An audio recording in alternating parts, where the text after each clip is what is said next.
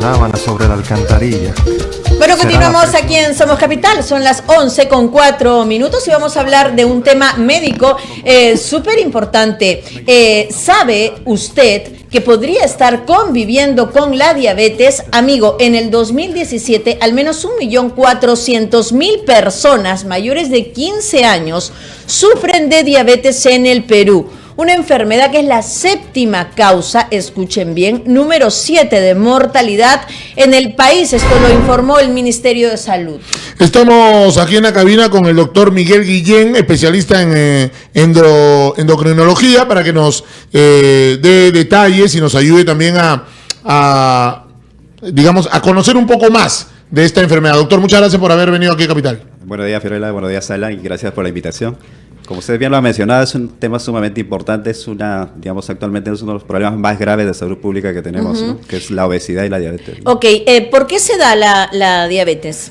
La diabetes es una enfermedad que tiene como causa varios factores, ¿no? Digamos, factores genéticos que te dan un poco de riesgo de hacer diabetes, factores nutricionales y factores obviamente de sedentarismo. Y hay otro factor adicional acá en nuestro país que es la migración, ¿no? Las personas de zonas rurales, cuando migran a zonas urbanas, tienen mayor propensión a hacer diabetes porque cambian su estilo de vida, ¿no? ¿Qué es la diabetes? La diabetes es una enfermedad en la cual el páncreas pierde la capacidad de regular la glucosa en la sangre. Entonces, la diabetes, el azúcar. Exactamente, el azúcar. Entonces, la diabetes tipo 2 se da por dos patrones, ¿no? Primero es que el páncreas empieza a producir menos insulina y luego esa insulina que produce el páncreas no actúa eficientemente en las células y por consiguiente la célula no capta la glucosa y la glucosa queda elevada en la sangre. Entonces, es una enfermedad que tiene factores obviamente relacionados con el peso, con los genes. Los disparadores de glucosa, digamos de picos más comunes, ¿cuáles son? La alimentación, definitivamente. Definitivamente. Uno de los principales factores de riesgo para desarrollar diabetes es la mala alimentación, ¿no? Entonces, uno puede tener una carga genética, pero si se alimenta adecuadamente, no hace diabetes. Claro, porque vas a tener regulada la insulina en sangre, por lo que entiendo. Exacto. Entonces, cuando ponemos una balanza, ¿qué es más importante para hacer diabetes? Si el estilo de vida o los genes. Definitivamente es muchísimo más importante el estilo de vida. Entonces, de ahí el primer mensaje sumamente importante es, la diabetes es una enfermedad, en la mayoría de los casos, la diabetes tipo 2, prevenible. Entonces, si cogemos ese mensaje, entonces vamos a tomar mayor conciencia de que esta enfermedad la podemos prevenir. Entonces, si yo tengo un papá, mamá, hermanos con diabetes, pero yo llevo un estilo de vida saludable, no hago diabetes. Todo bien. Por el contrario, si tengo genes de riesgo y además tengo un inadecuado estilo de vida, obviamente voy a terminar haciendo diabetes. ¿Van de la mano la obesidad con la diabetes? Uno de los principales factores de riesgo para desarrollar diabetes es la obesidad, ¿no? Entonces, lamentablemente estamos viendo mayor prevalencia de obesidad de forma alarmante, ¿no? Incluso en niños. Entonces, los niños que empiezan a hacer problemas de peso van a tener mucho mayor riesgo de hacer diabetes en etapas tempranas, ¿no? Vemos actualmente pacientes que tienen menos de 30 años que ya están haciendo diabetes, cosa que era raro hace unos años, ¿no? Entonces, normalmente la diabetes daba 40, 50 años, pero ya tenemos una prevalencia alta en personas jóvenes. Cuando ya diagnostican que una persona tiene diabetes, ¿qué es lo que tiene que hacer? ¿A qué se tiene que someter?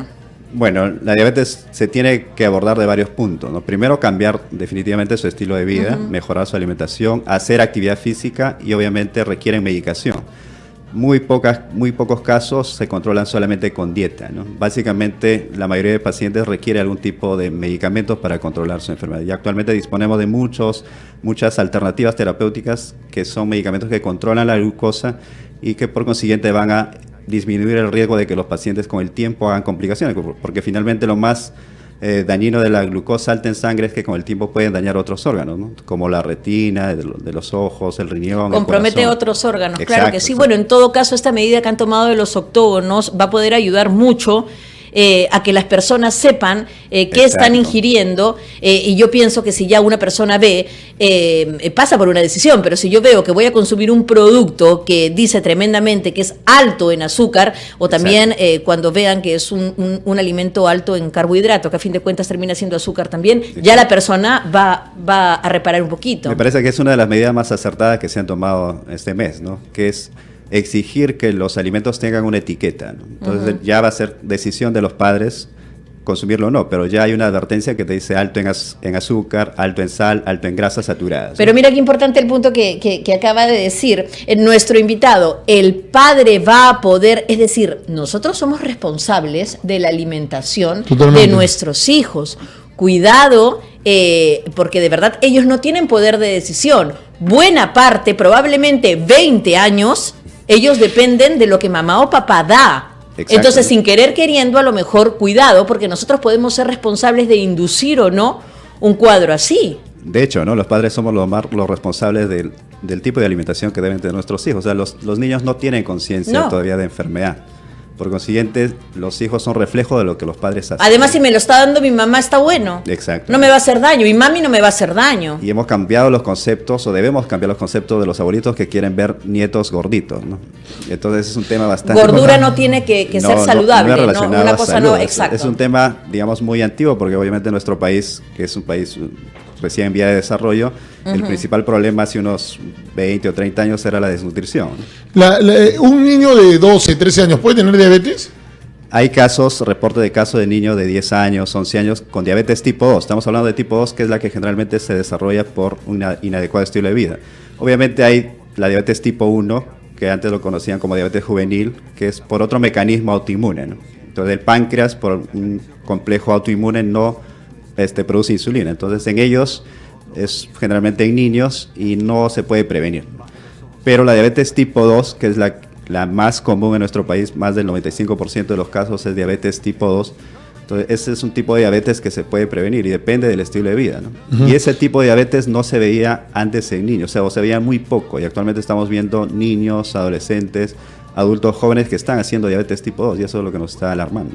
¿Existe solamente la diabetes y ya? Porque, o existe otro tipo de diabetes, porque, por ejemplo, a mi madre, que en paz descanse, le detectaron diabetes emocional. ¿Eso existe una diabetes emocional? No, diabetes emocional no existe. Existen tipos de diabetes, como es la diabetes tipo 1, que es un mecanismo autoinmune.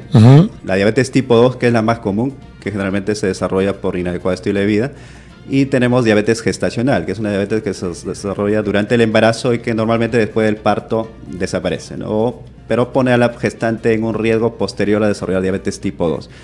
Hay diabetes, la diabetes tipo 2 se puede desarrollar por algunos factores como, digamos, situaciones como medicamentos, corticoides, algunos antipsicóticos, pero no existe diabetes emocional. Lo que pasa es que en personas con diabetes, algunas situaciones emocionales, digamos, problemas familiares o de sobreestrés pueden descompensar a los pacientes. No es una diabetes emocional, es una diabetes tipo 2 que se descompensa con una situación emocional o con el uso de algún medicamento o una infección. Pero tenemos que desterrar ese concepto de diabetes emocional, porque los pacientes creen que cuando no tienen problemas no tienen diabetes, y eso es totalmente falso, ¿no? Llámanos al 212-5353. Usted puede estar conviviendo con la diabetes, ¿lo sabía? Aprovechemos que esté el doctor aquí, nuestro invitado, el doctor Miguel Guillén, especialista en endocrinología, para poder absolver nuestras dudas, si podría ser nuestras deudas también sería maravilloso. Doctor, eso te eleva la insulina.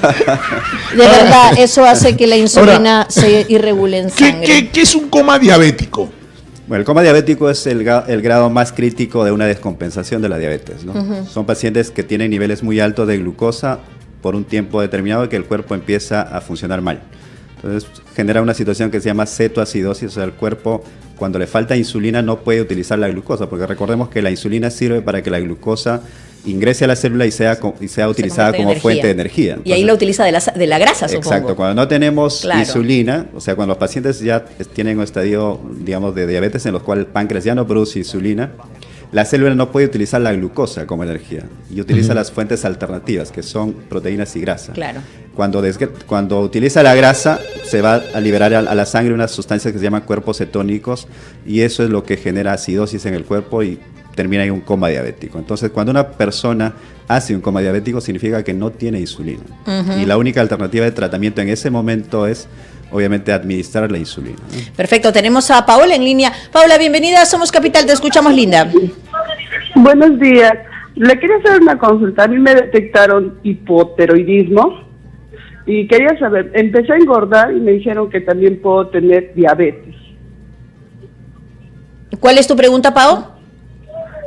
Si con el tiroidismo y con lo que me ha engordado, puedo tener diabetes. Eres una candidata para. Perfecto, Pau. Muchísimas gracias por llamar.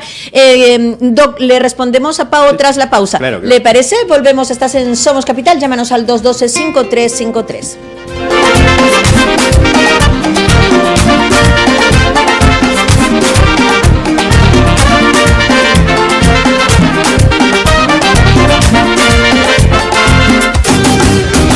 Me apoyé de sus hombros como un cobo a su muleta y le dije, ¿qué hago, princesa? Y en un papel de receta me escribió muy dulcemente: lo siento, atleta. Me acarició con sus manos de bien gay.